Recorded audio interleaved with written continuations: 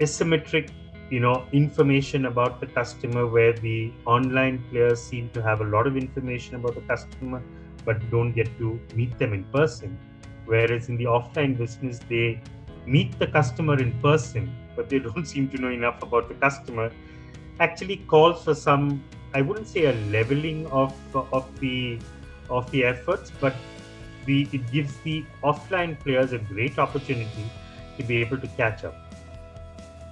So people have been able to innovate on how you could access a product. People have innovated on how you can search for a product within their own app. That's another place where innovation is happening a lot right now, Nandi. My ability to understand the data that I'm collecting, I think that was very weak early on in India. Post-COVID, and as you have seen, and as everyone knows, the consumer behavior actually shifted at least 5 years in the future. So everybody started embracing online shopping.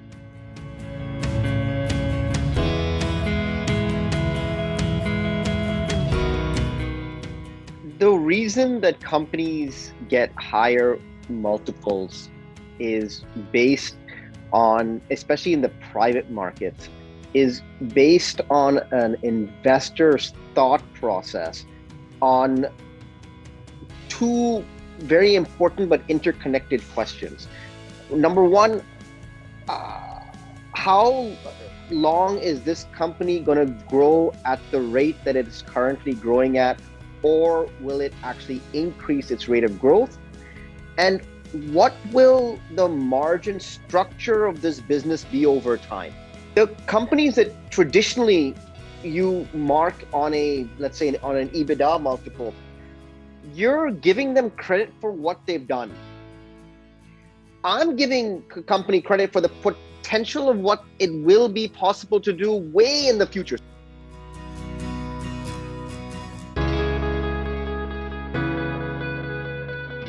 When you look at an older company, a retail or a consumer company, what you do notice is a lot of them are very structure bound. They're saying this is what we will do and this is what we won't do. Compare that to a startup which will say that we will do whatever it takes to be able to build a business. The second part of it is that in terms of even first, you see, the moment you get wedded to a model, you start defending it. And when you defend it, you tend to look at it more closely and you tend to look at something else less closely. So you don't keep your eyes open to seeing things which are happening around you. And that is another problem that a lot of the older companies tend to have. A normal situation emerges for retailers when it is often a temptation to lapse back to what we've been doing in the past, ignoring the benefits of the change that we've experienced in the middle. And I think that is what we should all remember. We've done things in a certain manner.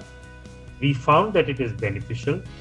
How do we make sure that we preserve the good parts out of it and combine it with what we need to do in order to be able to create an absolutely newer experience for the customer rather than trying to replicate the past?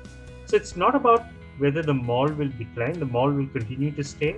It will get repurposed to some extent, and it will have to reposition itself also to a larger extent.